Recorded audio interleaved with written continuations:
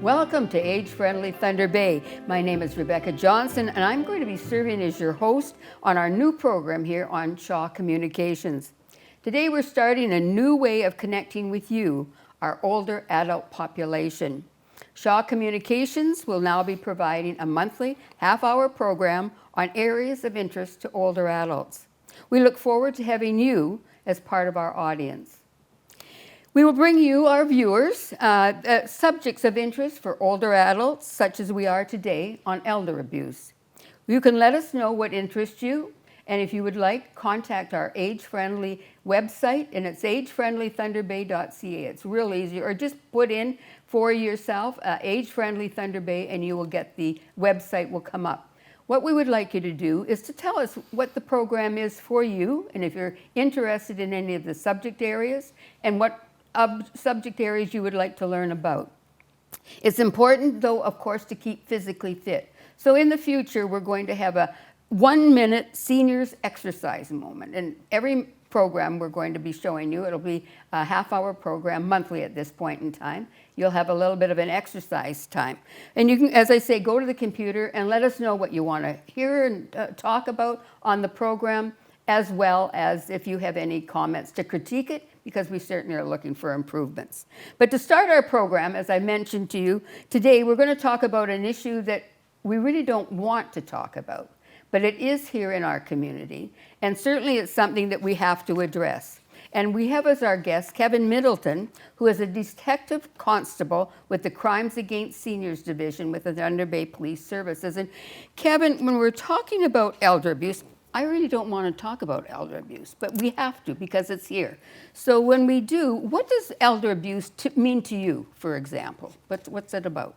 Well, you're right, and that's key because people don't want to talk about it. And coming into this position a few years back, my eyes were opened up. Like, I thought I'd seen everything on the road and with the domestic unit. Now dealing with elder abuse, it's so prevalent in our community, but nobody talks about it. So it could be a number of things. It could be physical assaults. It could be elder abuse could be labeled as like harassment. There's financial crimes could be, or it could be psychological, where someone's being intimidated, harassed. Could be neighbors. It could be family members. Unfortunately, the majority of elder abuse is committed by family members. And that's unfortunate. You think that somebody in your own family is going, as a senior and an older adult myself, that it could be somebody related to me that could create elder abuse against me as an individual. And that's unfortunately, it's the hindsight. It's 2020 because you wish you got those back. Like whenever other family members find out, they wish they were more involved with their parents or their grandparents, and they would have been able to help out. But the main thing is we get in there and trying to stop the elder abuse at the number one thing. And then we go from there, connecting them with some community agencies or if the criminal law will have to get involved, right? How would I know? Sometimes you don't really even know that you have elder abuse. I mean, really, you don't. All of a sudden it's there. It's financial, for example. Somebody's starting to take all your money. What do you do at that point in time as an individual? Well, as an individual, you can ask for help. Reach out to someone you trust. Hopefully at this point, everybody should have a power of attorney. You can talk to your lawyers. Someone that you trust can be your power of attorney and explain to them. Unless that's the abuser, then you can reach out. You can Google elder abuse Thunder Bay with 211, right? Or you can call Crimes Against Seniors.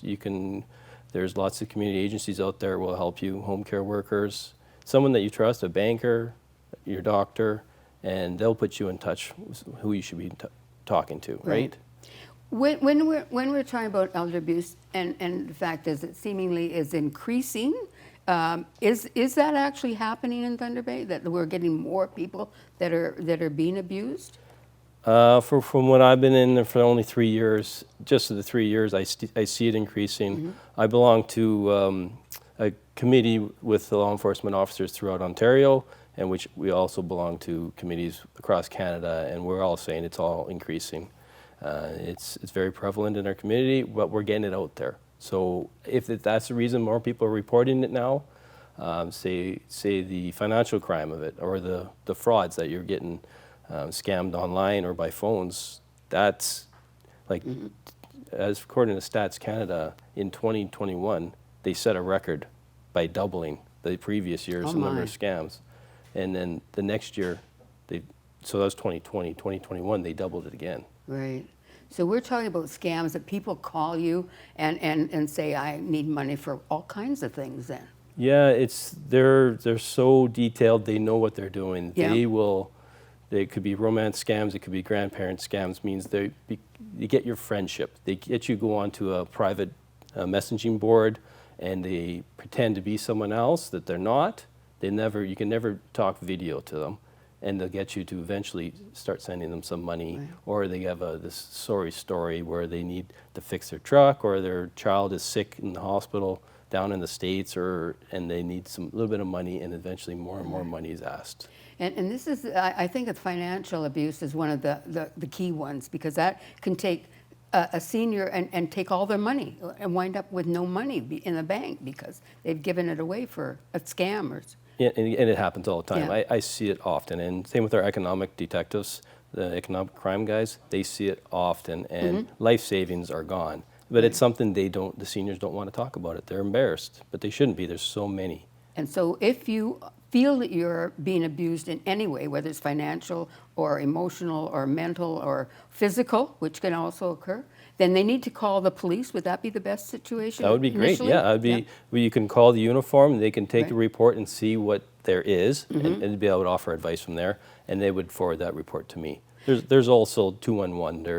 Right. So that would put you in touch. You can contact the Canadian Anti-Fraud Center, which is a government agency that helps out with that as well. Thanks very much, Kevin. We'll be back very shortly.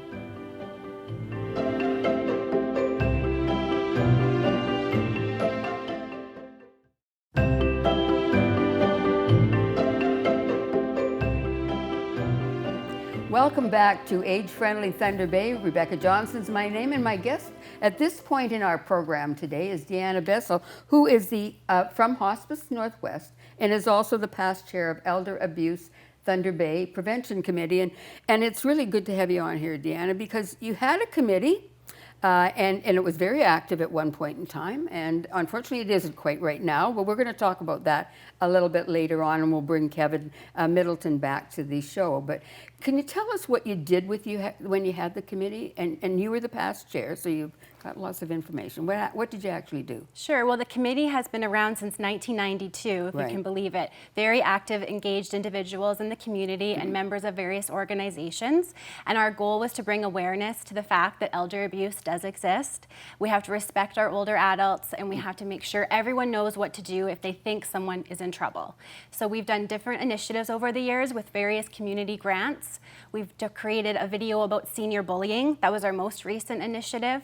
What to do if you know someone is getting bullied, and how to recognize if you yourself is actually being the bully, because sometimes people don't realize that. Right. And when you did talk about the fact that you did have a video, we've got a video that we're going to show people. Yes, this is another video we created a few years ago called Victims' Voices. And so this is actual community members in Thunder Bay being interviewed by the detective, a Crimes Against Seniors officer, about what happened to them, because they were all victims of financial abuse. And we're actually going to watch a short clip of Marie and her story. Okay, well, we'll do that right now. Sounds great. Here's Marie.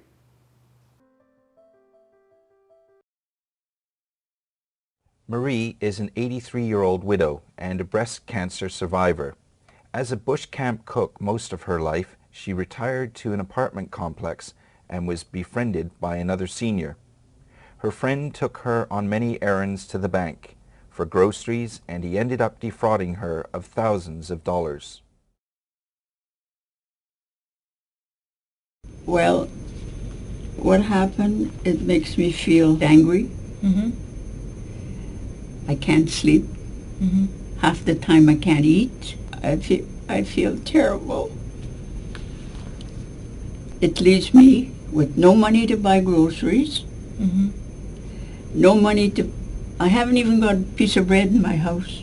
So how would you feel if you didn't have that in your house? A person like that doesn't deserve to live. Thanks very much for that, Deanna. It gave you an idea of what's going on with some people here in our community. But what could we have done to help Marie? Right. Well, as you know, older adults, sometimes you do need help from individuals, and Right. that's great. But there's certain things to be aware of. You should never give your PIN number to anybody. You never want to share that. That's a private information. And also, if you are getting someone to do your banking, look at your statements. Make sure you're paying attention and looking at your paperwork or asking the bank to see it. That way you'll know if there's things happening that you're unaware of. And talking to your bank, asking, is everything in line? Marie found out that things were wrong when her rent went to come out of her bank and she had no money left in her bank account. That's the only time she knew that there was something going on. And it's unfortunate that happens, and it happens more than we would like it to do. The important thing is to get this information out to people so that they are aware of it. And that's something that the committee did in the past. Yes, we would attend health fairs, different community organizations, one time we went to the Music in the Park. We just wanted to get our information out there. We want to have conversations, let people know you're not alone. And every time we were there, someone would share their experience, or they would say, I know someone, I'm worried, what can I do? A lot of people want to know how they can help. And if you think a friend is, being a victim of elder abuse, the first thing is just to say, I see something might be wrong. Do you want to talk about it? What can I do to help? One of the things with Deanna, I'm sure that you found this out, that a lot of individuals that have been abused through elder abuse don't want to acknowledge it. They're embarrassed, and Kevin mentioned that at the start of the program. So how do you assist individuals like that? That's a great question, and we're still working on it. But I think to just normalize it and telling them you did nothing wrong. Right. You did nothing wrong. It's the that's the person. It's a perpetrator. They knew what they were doing. They took advantage. You yourself did nothing wrong. And when it's a family member who's the abuser, that's where it can get very difficult. And it's really important not to criticize, not to speak poorly of the abuser, even though they're doing something wrong, because it's their family member. There's still love there. So a lot of times people hide it because they think they're going to be judged by not saying anything sooner. And so somehow we have to identify to individuals that you're a victim more than anything else, and that you can come forward and say, I've been abused, and I need to be able to recognize that and to be able to do something about it. Exactly. And as Kevin indicated, the best thing maybe is to talk to the police or call 2-1 to get somebody to help you out. And we're going to talk in the next segment about the fact of having, where we're going in the future, and we'll leave that for now. But at the same point in time, it's really important. So who was involved in your committee? That's a great question. So really dedicated older adults themselves were involved, and they were the ones that would do the presentations to the different groups. Because we found when the information was coming from seniors themselves, it was easier to listen and to understand and soak it in. Different organizations, of course, have been involved, different unions. Thunder Bay DSAB was involved in the committee for a number of years. Really great people. And they still want to be involved. They still do, but we're just taking a new approach to the committee. And it's every once in a while you need to go back and take where you're at and where we're going. So we're going to be talking to both you and Kevin in a few minutes here, and we're going to be able to talk about the future of elder abuse and where that prevention committee is going, and see where you can, as a person in our community, get involved if you're so interested, because it's really important that we have individuals in our community working with us as we try to eradicate elder abuse here in Thunder Bay. Thanks very much, Dan. Thank you.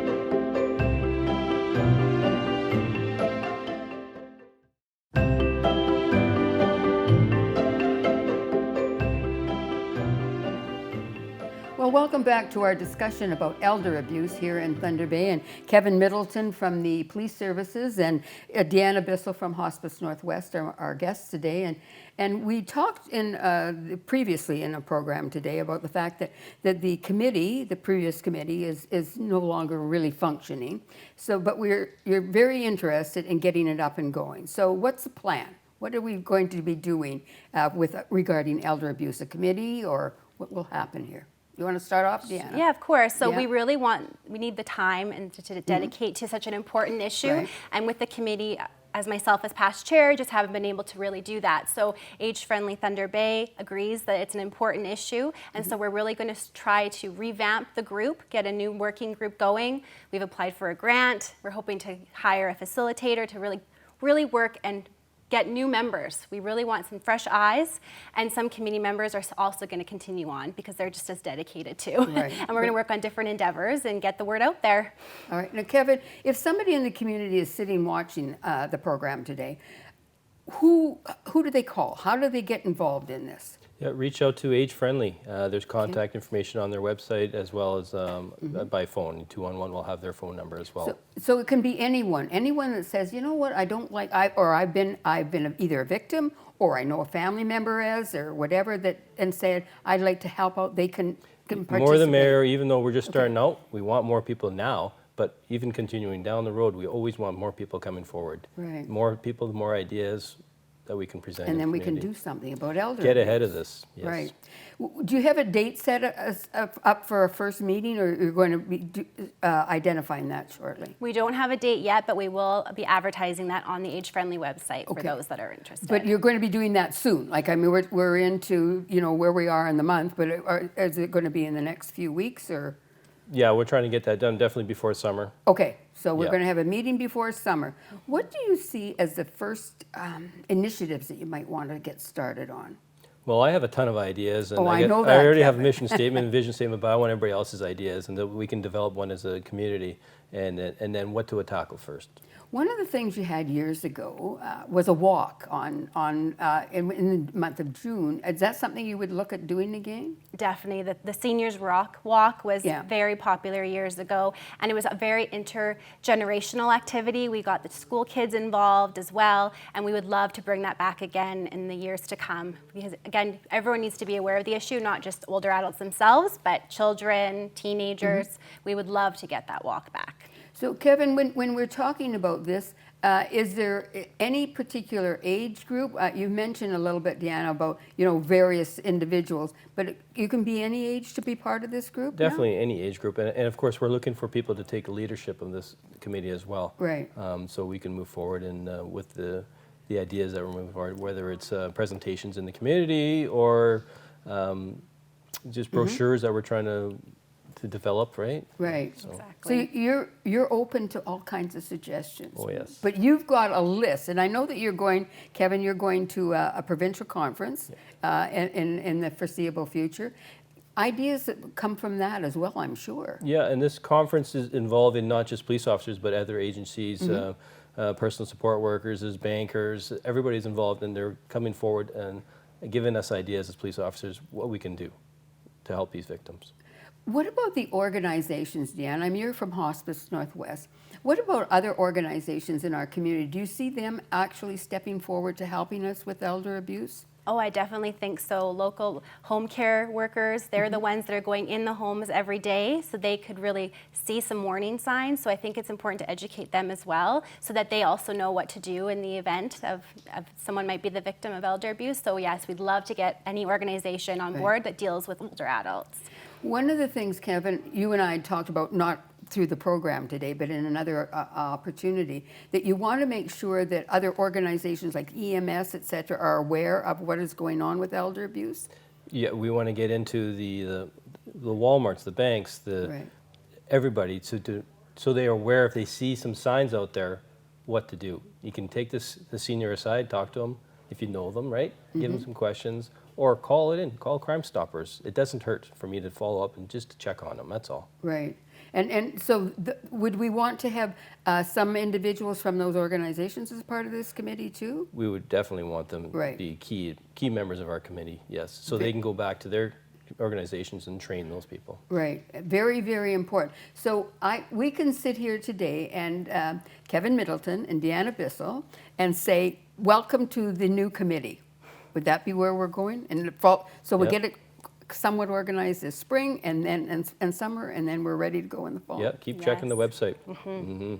Well, thank you both for coming today and talking about elder abuse. It's something that we really don't want to talk about, in all honesty, but we have it in our community. So I commend the two of you to getting this up and going again and directing the community and inviting the community to be part of this committee. And it's there for you. Having a meeting, go to Age Friendly website to find out when the meeting actually will be held.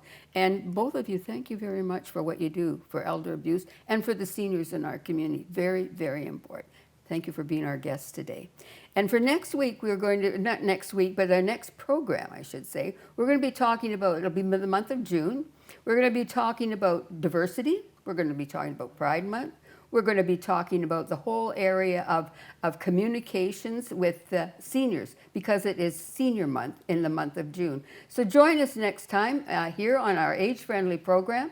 And again, thank you very much to Kevin Middleton and to Deanna Bissell today for being our guest, talking about the very important issue of elder abuse here in Thunder Bay and through Age Friendly Thunder Bay. Thanks again for joining us today.